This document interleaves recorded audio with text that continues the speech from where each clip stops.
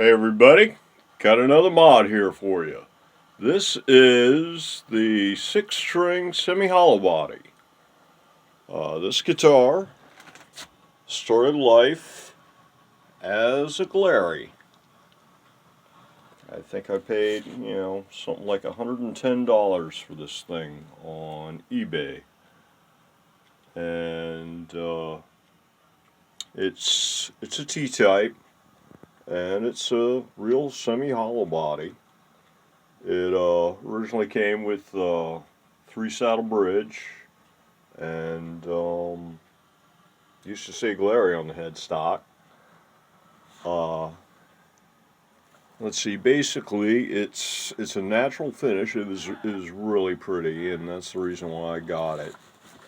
Plus, I didn't have a semi-hollow body yet, so this is yet another one of the one of each kind of guitar.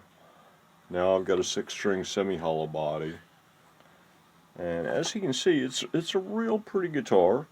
It was originally string through, and it's got this, like, on the body, the finish on the body is like, I mean, it looks like it's got like a 16th inch sheet of plexiglass on it. The thing is so shiny, and the clear coat is so, it looks thick. It's not really that thick, it just looks thick. So, but yeah, I mean, real pretty.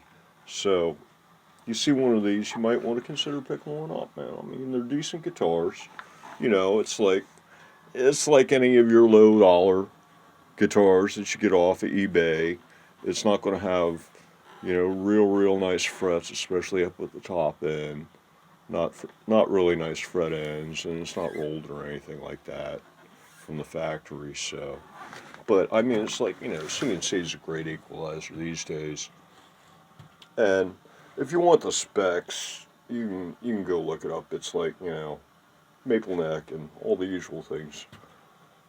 One thing I found interesting is that it came with a totally unfinished fretboard. There was like no oil, no lacquer, no nothing. And so yeah, it was just dry wood, unfinished fretboard. Um, let's see. Other than that, let's see. It originally had string trees on it. You can see the holes there. And these are the original pickups on it, and they're, nothing great, but they get the job done. And of course, it is a true semi-hollow body. We've got a visitor here. Hi, Precious. What's up? Ladies and gentlemen, may I introduce Baby Doll. Her official name is 3 of 5, but her nickname is Baby Doll. Okay, enough stealing of the show. So, back to this thing here. Okay, so for the mods, basically it's the usual laundry list. We've got, oh, come on, turn over. There we go. You got your locking tuners, high ratio, once again. On the front here, I removed the trees, like I said before. Now, the Glarry was actually, I was thinking I'd have to like refinish and everything in order to get it off of there, but I just did like some really insanely light grit, like a 600 maybe. I think it was probably a 600 or something. I didn't want to really go through 20 because I was afraid, and it came right off. I mean, it was, I had to take off so little, and it came off so quickly that all I had to do was take this and, like, run through the grits up to about 1500, and then like a micro metal polishing cloth that's about a 5000 or so, equivalent of a micro mesh maybe, and then rubbing compound, and yeah, it just came out great. Came out absolutely great, and I didn't have to squirt any lacquer on that at all in order to. I was just able to more or less sand off the Glarry, and then and then just sand and polish it up, and that's all it took. Now on the fretboard, since it was unfinished, oh, let's see, right. So you got your locking tuners, and then you've got your, and then of course, I put a lock nut on it. I'm putting a lock nut on more or less everything these days. So, it's like, that way, from here up, you can just forget about it. Tuning stability at this end of the guitar becomes a non-issue. So, end of subject. Now on this unfinished fretboard, what I did is I used mineral oil, 90 viscosity. It's kind of thin, so I figured you can get it in all kinds of viscosities apparently, but I figured that, thinner was better for absorption, and so this has been hit, I don't know, less than half a dozen times with mineral oil, and it brought out the grain, and it's making the thing look nice. It's actually a little on the dry side right now, believe it or not, but yeah, you can still see how it makes the wood really look nice. So very, very pleased with the mineral oil results here. And that's on maple, so it's going to look even nicer on rosewood and things like that. Moving on down, let's see, this thing originally had the 3-saddle string through body type bridge. So, yeah, I would have liked to have left the ferrules in, but I lost one or two and never did find them again. So, no ferrules. So I got the top loader 6-saddle bridge for it, and I also got the roller saddles to go with it. These are not the saddles that came with the bridge. And I think I had to use 1 or 2 extra long when I was working on something else. Oh, I think it was this guy here. Yeah, this guy here. This guy here. This is the infamous Cherry Burst Tilly. This is one of the Cherry Burst twins. And this guy here had, like, as you can see, issues with the placement of the saddle. Going 6-saddle and all that kind of stuff. And the original saddle, the 3-saddle bridge, was at a very different place, shall we say.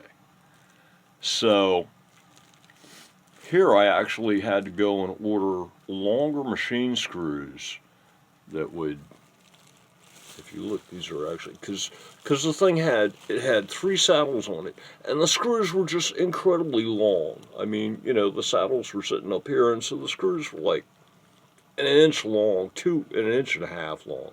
They were just insanely long. So I actually had to order longer screws in order to get this thing to work. And I think I used 1 or 2.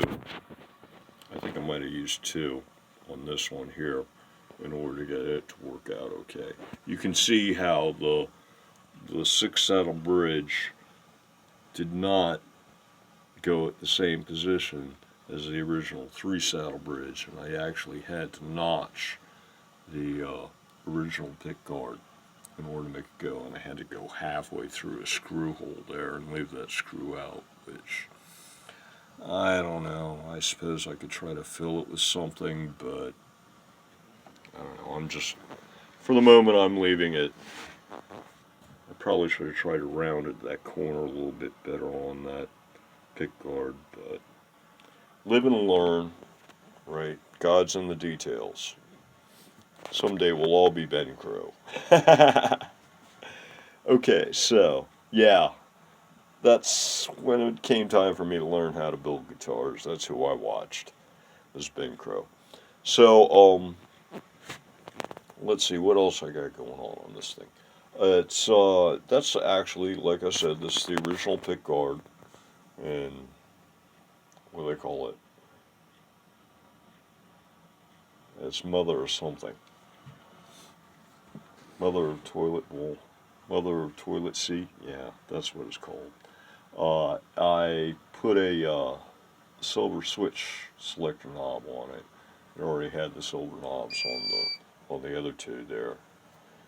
And about the only other things is dual strap locks as usual. And I rolled the fretboard edges. I did it basically. I just kind of hit it up with some sandpaper and stuff, and that kind of took care of the frets too. I'd sort of like I'd start by doing the edges, and then if the frets were still feeling rough, I'd go ahead and hit the ends of the frets until they didn't feel rough. And I've found that it's been a while since I've actually had to take a file to the end of a fret these days, to tell you the truth, because I can just, usually these days I'll just like get something coarse and hit it up until it's good, and you get a free rolling on your fretboard to boot. So there you go. Life's too short to mess around. That really is looking nice on that oil on that neck, so on that fretboard, on that fingerboard. I'm liking that. I'm liking that. And at this point, you can probably barely hear me on this phone here. But then again, like I said, I'm not trying to run a YouTube channel here or anything. I'm just, passing on some information and some inspiration, hopefully. So, yeah, let me give you all the last shot here. It did turn out quite pretty, quite pretty. It took a while to get the parts. Once I got the parts, it didn't really take all that long, surprisingly enough. So, but yeah, that's that one. And Precious wants to say goodbye. Say goodbye to everybody, Precious. Alrighty. Everybody have a good one. What do you want, bye-bye? I know, we got to change the battery.